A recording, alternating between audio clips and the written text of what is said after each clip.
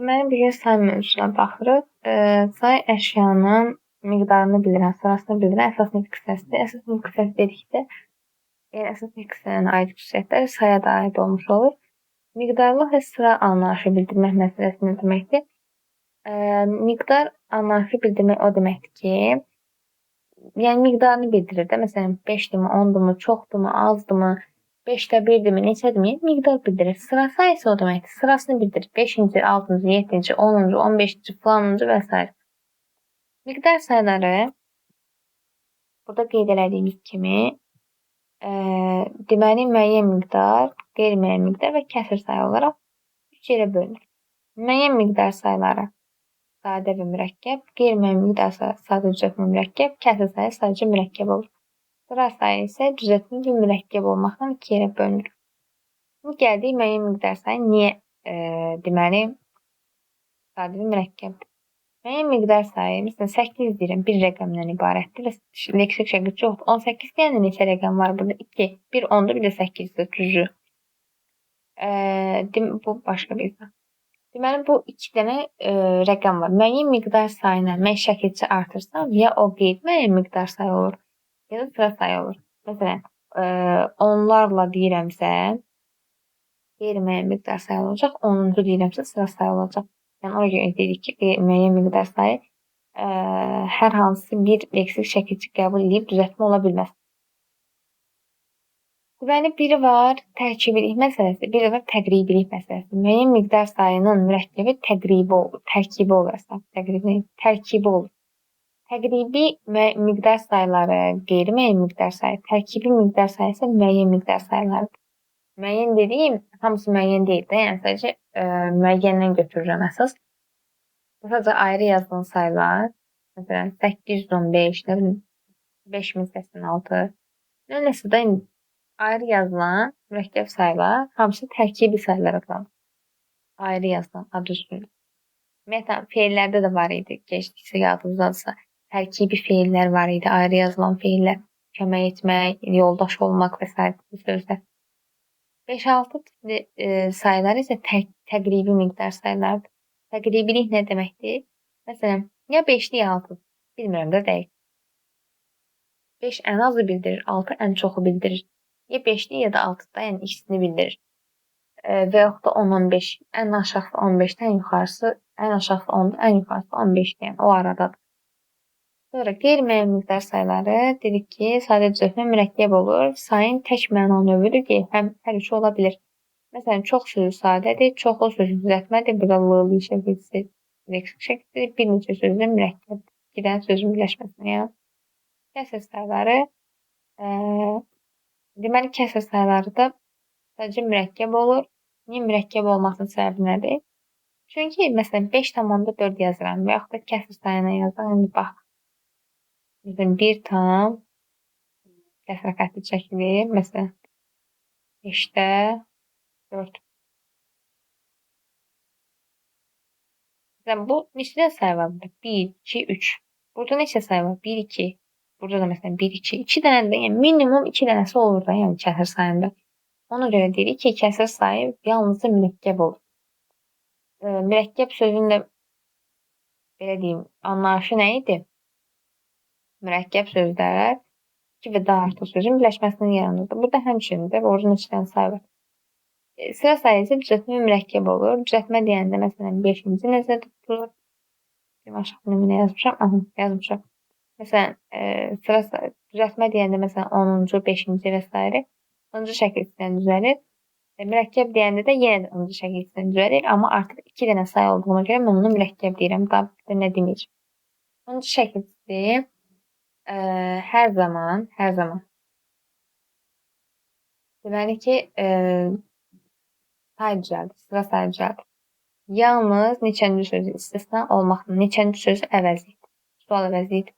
Neçənci söz demişkən sıra sayı neçənci və hansı suallarına cavab verir. Hansı sualı bizə tanışdır, sifətin sualı idi. Deməli, sıra sayı həm də sifətin sualına da cavab verir. Sifətlə ortaq cəhətdə isimləşə bilir, hansı sualına cavab verir, özünün aid olduğu ismin əvvəlində işlənir. Deməli, təyin edicilik xüsusiyyətinə malikdir və s. Sıra sayı 5 tür yazıla bilər, 5 formada yazıla bilər. Bir hərflə ikinci formasında, bir ikinci formasında yazıla bilər. Sonra bir Rum rəqəmi ilə yazıla bilər. Rum rəqəmi ilə yazılsa, biz ərəb bu məsələn olur ərəb rəqəmi, bu olur Rum rəqəmi. Rum rəqəmi ilə yazılan sözdən sonra, saydan sonra heç vaxt nə bilim falan işlənə bilməz. Niyə? Çünki o özü də ikinci mənasını bildirir də, yəni ona görə. Sonra 2 nöqtə qoyula bilər, bir də 2 mötərizə ilə bağlana bilər. Bu şəkildə yazıla bilər. 5 forması var dedim. Daha sonra bir də sıra sayı yazılanda, sıra sayının hərflə yazılandan sonra rəqəmlə yazılma məsələsi var ki, rəqəmlə yazılanda mən nəyi atacam? Elə bir sual da var 2020 sınavında. Məsələn, 5-incisidir, bir də 5-incisi sözləri, bir də ikisi məsələn yazılsa. Bu 3 sözü mən təhlil etməliyim ki, bunu mən hərflə yazıb, bunu necə rəqəmlə yaza bilərəm bu 3 sözü.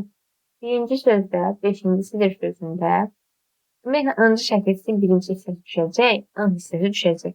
Bir də düşən həmişə mənsubiyyət şəkilsi olur. 5-incisidir sözü bu şəkildə yazıla bilər. 5-cidir. Bu onsuz mənsubiyyətə düşür.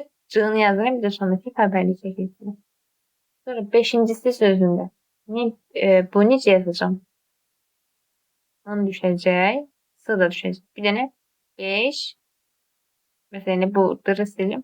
5, bu dırı sildim. Yəni 5-ci bunun yazılış forması. Bunun. 5, bir də C. Niyə ın onsuz bir düşür, bir də sı düşür də. Mənsubiyyət şəkilsi düşür. İkisi sözündə, amma mənsubiyyət şəkilsi həmişə düşmür. İkisi sözündə C var da burada. Mənsubiyyət şəkilsi təkdir, başqa şəkilsi yoxdur. Mən orada məsələn C-ni ata bilmərəm. 2 yaza bilmərəm, yəni o C-ni yazmalıyam. Amma başqa şəkilslər varsa C-ni yazmıyor, yəni mənsubiyyət şəkilsini yazmaya bilərəm. Sonra özdən sonra gəlsin cəmlə və təkdə tələb eləmə məsələsi var. Əgər müəyyən miqdar sayılsa, müəyyən miqdar sayından sonra gələn isim təkdə olmalıdır. Qayda belədir. Amma ki, müəyyən miqdar sayından sonra gələn isim əgər zaman anlayışı bildirərsə və qeyri-müəyyən zamanı bildirərsə, məsələn, 1000 illər əvvəl, burada illər sözü qeyri-müəyyən zamanı bildirir də. Yəni, necə deyim, burada 1000 il deyəndə, məsələn, 1000 illər əvvəl insanlar fərqli yaşayırdı. Burada, məsələn, 1000 illər əvvəl deyəndə 1500 il də ola bilər, 1001 də ola bilər, 1999 da ola bilər. Yəni, fərqi yoxdur. 1000 illər əvvəl deyirsə, orada konkret olaraq bilinmir neçənci ildir. Yəni, bu illər sözü 1000 sözünün qeyri-müəyyənləşdirib belə deyim. Amma mən ona qeyri-müəyyən miqdar sayı deməyəcəm. 1000 artıq müəyyən miqdar sayı. Müəyyən miqdar sayının məzmunu nədir? Müəyyəndir də. Yəni, mən 10 deyəndə sən 10 başa düşürsən, 15 başa düşürsən. Amma qeyri-müəyyən miqdar sayının məzmunu çox desən, sən bilməyəsən, axı mən 10 mu deyirəm, 15 mi deyirəm, situasiyadan asılı olaraq dəyişir. Bəlkə 1000 deyirəm mən. Yəni, situasiyaya baxın. Məsələn, başqa nə var idi orada? Kəsr sayı dedim. Kəsr sayının məntiqini bilirsiniz. Tamın hissəsini bildirir. Sıra sayıda sıra anlayışı bildirir. Məsələn, gəldi indi bu cəmlik məsələsinə. Dedik, əgər özündən sonra zaman anlayışı bildirərsə, özündən sonra gələn isim zaman anlayışı bildirəndə cəmdə ola bilər. Amma istisna qaydanı pozulur. Deyirəm ki, müəyyən miqdar sayından sonra gələn isim təkdə olur. Qeyri-müəyyən miqdar sayını bir sıra və bir çoxdan sonra gələn isim cəmdə olmalıdır. Çoxdur, çoxludur, onlarla yüzlərlə saylarından sonra gələn isim təkdə də ola bilər, cəmdə ola bilər. Qalan qeyri-müəyyən miqdar sayları var ki, onlardan sonra gələn isimlər deməli ki, təkdə olur. Kəsr sayı ilə bağlı heç bir qaydam yoxdur ki, ay təkdə olmalı, cəmdə olmalı qaydası yoxdur. Sıra sayı ilə sonra gələn isim həm təkdə ola bilər, həm də cəmdə ola bilər. Problem yoxdur sıra sayı. Amma sıra sayından yox. Bu bir sıra bir çoxda nəyə fikir verməlisiniz?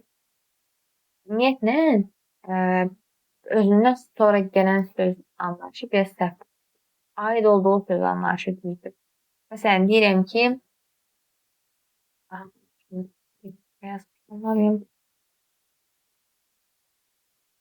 yox, yazmayacağım. Məsələn, deyirəm ki, bir çox qoca insanlar bizim dediyimizə başa düşmür. Burada bir çox qoca sözü sifətdə düzdür. Məsələn, özünə söz sifət gəlir təkdədir. Mən deyə bilmərəm ki, yox, bu qayda səhvdir, qocalar olmalı. Yox, Özünün aid olduğu söz hansıdır? Bir çox insanlardır. Əslində insanlar sözünə aiddir. İnsanlar söz cəmlədir. Sırf özündən sonra gələn söz anlayışı olmamalıdır. Ona görə aid olduğu söz anlayışı olmalıdır. Ki hansı söz aidsə, həmin o söz cəmli işlənməlidir. Bir sıra sözü var ki, bir sıra sözü iki formada işlənə bilər. Bir deyirəm ki, bir sıra bəyaza boyanmışdır. Bir deyirəm ki, bir sıra insanlar nə dediyini bilmir. Və burada bir sıra insanlar nə dediyini bilmir. Burada artıq qeyri-müəyyən bir anlayışı bildirir də bir sıra insan. 10 insan, 5 insan, çox insan, məsələn, o mənada çox insanın nəzər edilərəm məsələn. Deyirəm ki, bir sıra bəyaza boyanmışdır.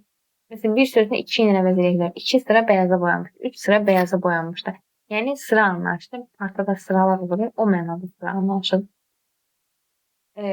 Ona fikir verməlisən. Əgər burada olur say, üstə gəlsin isim və anlayışı burada isim. Burada amma mütləq olur say. Yəni mənaya fikir verəsiniz.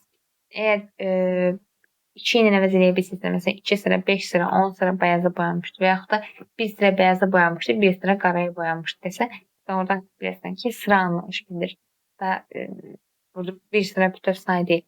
Amma bir sıra insanlar nə dediyini bilmir. Məsələn, çox insanlar nə dediyini bilmir. Çoxlu insanlar, bəzi insanlar şəklində deyə bilərəm. Deməli, orada bir sıra bütöv. Sonra saysız hesabsız sözü qeyri-müəyyən miqdar sahibi və mürəkkəbdir. Sız şəkildə baxmayın. Mürəkkəbdə 2 dənə söz birləşməsin. Yəni, neçənci sözü dedik bayaq əvəzlikdir. 10-cu şəkildə yanıb amma əvəzlik. Sonra sıra sayı dedik ki, 10-cu şəkildə ancaq sıra sayı düzəlir. Və sayıların üzərinə artırılır. Lakin əvvəl, axır, son filan ilk sözlərdir ki, bunlarla da sıra sayı düzəlir. Filanıncı, ilkinci, axırıncı. Yəni, bunlarla da sıra sayı düzəlir. O demək deyil ki, sıra sayı sırf sayıdan ibarət olmalı. Məsələn, sual verə bilər ki, cümlədə sıra sayını, yalnız biz sıra sayının işləndiyi nəzərə alaraq, məsələn, nəyi dəqiqliklə demək olar? Məsələn, deyə bilərsən ki, həmin söz deməli sadə deyil. Həmin say sadə deyil. Sonra deyə bilərsən ki, həmin say deməli nümunəti sözünə işlənmir. Çünki nümunəti sözünə toxunacaq. Deməli, nümunəti söz ki, daha doğrusu sıra sayı nümunəti sözünə işlənə bilmir də. Sonra məsələn demək olar ki, sadə deyil, ıncı şəkilsinə işlənir, mütləq. Bunu demək olar. Nəyi dəqiq demək olmaz? Həmin sözü say olduğunu dəqiq deyə bilmərəm. Çünki bu sözlər də var axı. Bu sözlərdə say deyil. Məsələn, əvvəl, axır zərfdir. Əvvəl zərfdir, axır son, isimdir, filan əvəzlikdir, ilk də sifətdir. Deməli, bu sözlər də var deyə mən dəqiq deyə bilmirəm də. Məsələn, onun hansının qisas olduğunu. Bir də məsələn, quruluşunu dəqiq demirəm. Sadə olmadığını dəqiq deyə bilirəm. Amma düzəltmə və mürəkkəb olduğunu dəqiq deyə bilmirəm. Çünki sıra sayı 2 cür olur. Əvvəl quruluşu 2 cür olur. Bir sadə olur, bayaq yuxarıda qeyd etdiyim. Bir də mürəkkəb olur. Düzəltmə və mürəkkəb olur. Düzəltmə və mürəkkəb olur. Sadə olmur. Mən sadə olmadığını dəqiq deyə bilirəm. Çünki bilirəm axı sadə olmur. Amma ya düzəltməli ya da mürəkkəb bilmirəm də, yəni hansını. Elə bəzən də sual verə bilər ki, xəyali məsələndə deyə bilər ki, cümlədə sıra sayı işlənib, xəyali, yəni bilinmir də, var, nədir? Sonra nümayəti sözlərdir. Nümayəti söz sayla aid olduğu ismin arasında işlənən sözlərə deyilir. Məsələn, burada deyirəm ki, 5 saydır, nəfər nümayəti sözdür, adamdakı isimdir. İndi bu söz belə olsaydı ki, 5 nəfər gəldi. Mən burada nəfər sözünün nümayəti söz deməyim. Niyə? Çünki özünün ismi yoxdur axı. Nümayəti söz ismə aid olmalıdır. Sayla ismin arasında işlənməlidir. Sayla deməyim, aid olduğu sözlə sayın arasında işlənməlidir. Əgər aid olduğu söz yoxdursa, burada xəbərdax feili çıxılmayacaq. Aid olduğu söz yoxdursa, niyə şey olur? Məsələn, belə bir şey də var ki, sifətin arasında da işlənə bilər. Sayla sifətin. Məsələn, 5 nəfər qoca deyə bilirəm. 5 nəfər qarı deyə bilirəm. 5 nəfər, məsələn, ağbirçək deyə bilirəm. Saqqal deyə bilirəm, məsələn. Və yaxud da cavan deyə bilərəm. 5 nəfər cavan gəlmişdi. Məsələn, burada sifətlə də işlənə bilər. Yəni, o fərqi yoxdur. Əsas aid olduğu söz olur. Deməli, burada indi mən ikinci cümlədə nəfər sözünün nümayəti söz deməyəcəm. Amma birinci cümlədə nəfər sözünün nümayəti söz deyəcəm. Çünki sayının aid olduğu söz olan ismin arasında işlənir. Nümayəti söz bəzən nə fərqi yarada bilər. Kəmiyyət fərqi yarada bilər. 5 baş, 2 baş qoyun deyəndə neçə baş nəzərdə tutulur? 2 dənə qoyun nəzərdə tutulur. 2 cür çorab deyəndə 4 çorabı nəzərdə tutulur. Bir qucaq odun deyəndə, yəni qucağın nə qədər odun tutursa, məsələn 10 dənə odun tutursa, 10 dənə odun nəzərdə tutulur. Sadəcə bəzi nümunəvi sözlər özündən əvvəl gələn sayın miqdarını artırır. 2 cütü məsələn dəyişir, 2-yə qatlayır. Məsələn, bir qucaq deyəndə qatlayır. Məsələn, bir kamaz daş gətirmişdir. Bir dənə daş gətirmir, bir kamaz gətirir. Kamazın da içindən 500-dən 600-dən tapılır.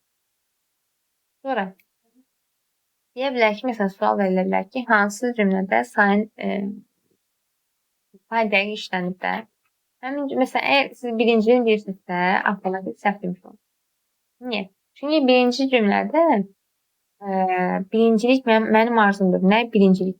Birincilik sözünün saydan yaranır. Amma say deyil. Birincilik ismidir. Burada ümumiyyətlə say yoxdur. İkinci cümlədə isə say ümumiyyətlə müstəqil cümlə funksiyasına deyil. Budur. Nə? Mənim ən böyük, mənim birinci arzum. Birinci sözü burada artıq onda şəkildə düzəlib. Amma say var. Say var cümlədə. Amma müstəqil cümlə üzrə deyil. Belə deyil. Sonra say bəzən özündən sonra gələn isim sözlə bir yerdə cümlə üzvü olmaqla istəyir. 5-ci gün mütləq görüşək. Məsələn, bir də 5-ci gün gözəl keçdi. Burada necə fərqləndirəcəm ki, nə vaxt özündən sonraki sözlə bir yerdədir, nə vaxt müstəqildir. Həmin sözü atıram. Burada 5-ci sözünü işlətmişəm də say kimi. Sayı atıram və cümləni oxuyuram. Əgər alınırsa, deməli müstəqil şəkildə cümlə üzvü olacaq. Əgər alınmırsa, deməli özündən sonraki sözlə bir yerdə olacaq. Gözəl keçdi. Nə? Gün, hansı gün? 5-ci. Deməli burada 5-ci söz təyindir. Görüşək. Nə vaxt, nə zaman? 5-ci gün. Burada zərfdir. Artıq zərflik funksiyasına çıxış edəcək. Ona görə dedik ki, özündən sonraki sayı at. Əgər alınırsa, deməli şeydir. Deməli müstəqildir. Alınmırsa, deməli ki, özündən sonraki sözlə bir yerdir. Sonra onda sözü 3 mənada fikirləşilə bilər. Bir, saat 10-da görüşək mənasında, saat mənasında, saat 10-da görüşərik. Burada miqdar mənasındadır. Onu mən, məsələn, 5 dənə əvəzləyə bilərəm. Saat 5-də görüşək deyə bilərəm. Sonra 10-da sən uşaq idin. Məsələn, 10-da sözünü mən nə ilə əvəzləyə bilərəm? O vaxt, o zaman sən uşaq idin. Zaman zərfidir. Düzəltmə zaman zərfi olacaq. Birincidə qrammatik şəkildə olacaq dadə. Və 10 sözü sözün kökü olacaq. Burada bitişdirici samit olmayacaq. Niyə? Çünki əslində bunu bildirir də 10 da. Bu mənadadır. Əslində. Budur da, yəni bunun yazılıya tökülmüş variantı. Burada artıq nə yoxdur? Qrammatik şəkildə. İkincidə yenə 10 sözün köküdür. Daha leksikdir. Və düzəltmə zərfdir, zaman zərfi. Onda qələmim var. Kimdə? Artıq burada o sözün köküdür. Bitişdiricidir. Dadədəki yenə qrammatik şəkilçidir. 3 dənə formam var deməli. İndi bu oxusaz biləsiniz. Cümlənin quruluşuna baxsaq görəsiniz olsaq. Əsas mənası. Birinci cümlədə ümumiyyətlə tapmaq istəyirəmsə 2 ilə 3 ilə 4 ilə əvəz etməliyəm. Əvəz edə bilərəm. Məsələn, 3-də görüşək deyə bilərəm. 3-də sən uşaq idin deyə bilmirəm. Bir də məsələn 3-də qələmim var deyə bilmirəm. Deməli ki, birincisində saydı, ikincisində zərfdir, üçüncüsündə əvəzlikdir. Həm də ikinci cümləni mən o zaman sözünü əvəz edə bilirəm. O vaxt, o zaman. Sən uşaq idin deyə bilirəm. Sonra və yaxud üçüncü cümlədə onda sözünü məsələn sizdə sözünü əvəz edə bilirəm. Sizdə qələmim var deyə bilirəm. Yəni bu əvəzlikdir. Sonra çox sözünün işlənmə məqamı müxtəlifdir. Çox sözü həm cümlədə zərf ola bilər. Ümumiyyətlə, zərflə sayın ortaq sözləri çoxdur. Nümunəvi sözdür, ortaq sözlərdir bunlar. Amma insan çıxış edən barədə onu deyim. Deməli, özdən sonra hərəkət gələrsə çox sözün olacaq zərf. Şəy gələrsə olacaq say. Zərf gələrsə o biraz qarşılıqdır. Onu deyəcəm. Zərf gələrsə, məsələn, çox danışır. Danışır nə qədər çox miqdar zərfidir. Çox insan var idi. Nə qədər çox. Burada çox sözü artıq saydır. Deyirəm ki, çox maraqlı idi. Biz sifətin çoxaltma dərəcəsini keçəndə deyirdik, lab daha olduqca çox sözlər gələndə e, əvvəlinə qoyurdu sifətin çoxaltma dərəcəsi yaradırdı. Məsələn, o çox gözəldir.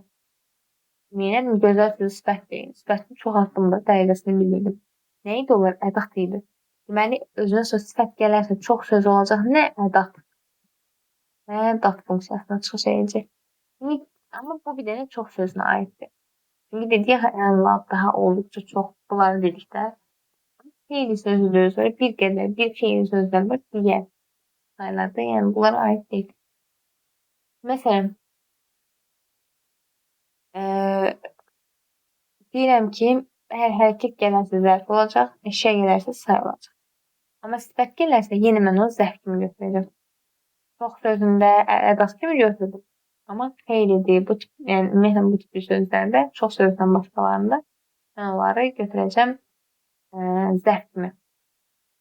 Sadəcə mən bu üstünü azaltma, çoxaltma dərəcəsində gördüyüm sözdə ədaqları, sifətdən əvvəl gələn ədaqları başqa yerdə görsəm, mən say kimi çaşdırmaq istəsəm, çaşmayacağım. Deyəcəm, Dayson, mən çoxaltma dərəcəsində bunu belə getmişəm. Sonra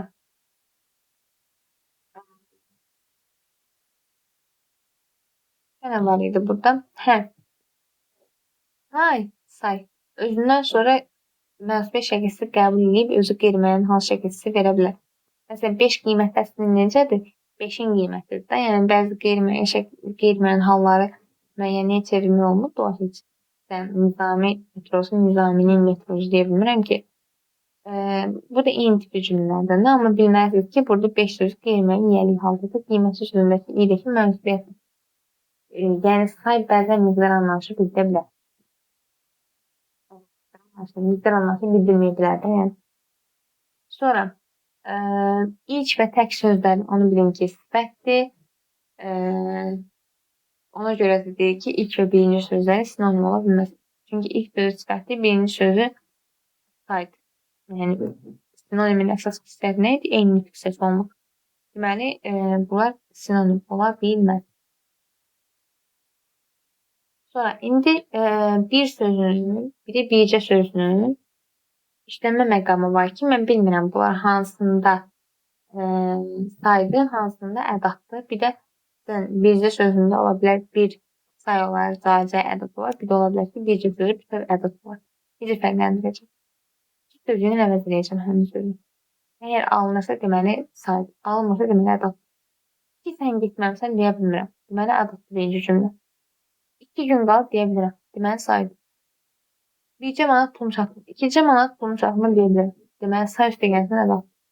İkisi bunlar gedərdi deyə bilmirəm. Deməli bircə söz bütöv ədad. Gedər. Sadə. Sonra nə qədər sözü deməli ki val əvəzlidir və nəyi əvəz edilməsini asılı olmayaraq val əvəzlik funksiyasını çıxış edəcək. Sonra onlarla sözü iki formada ola bilər, həm əvəzlik formasında ola bilər. Məsələn, onlarla getdim. Bir də say formasında ola bilər ki, onlarla insanlar. Onlarla sözü say olsa, larla şəkildən düzələr, qeyri-müəyyən miqdar say olar və düzəltmə olar. Həm əvəzlik funksiyasında olsa, onlar sözün kökü, onlar sözü əvəzi, lardakı qoşma funksiyasında olar. İki dənə nitq səsi olmuş olar, yəni. Sonra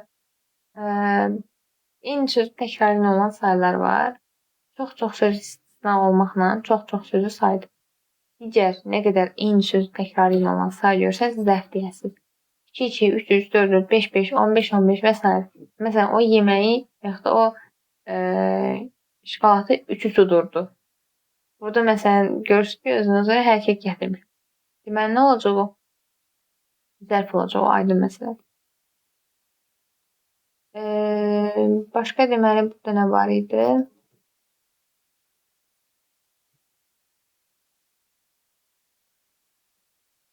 Başqa bir şey görmürəm.